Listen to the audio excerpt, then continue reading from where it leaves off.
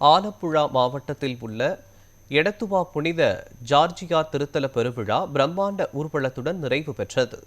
கேரளம் மாநிலம் எடத்துவாவில் உள்ள ஜார்ஜியார் திருத்தலத்தில் பெருவிழா நடைபெற்றது. தமிழகத்திற்கும் இந்த திருத்தலத்திற்கும் நீண்டகால ஆன்மீக தொடர்பு உள்ளதால் ஆண்டுதோறும் முதல் 10 நாட்கள் தமிழக பக்தர்களுக்காகவே விழா நடத்தப்படுவது சிறப்பம்சமாகும். கடந்த 27ஆம் தேதி குடியேற்றத்துடன் தொடங்கிய திருவிழாவின் நிறைவு நாளில் புனிதர்களின் சப்பர பவனியுடன் பிரம்மாண்ட ஊர்வலம் நிறைவு பெற்றது. இதில் தமிழகம் மற்றும் கேரளாவை சேர்ந்த ஆயிரக்கணக்கான பக்தர்கள் கலந்து கொண்டு வழிபட்டனர்.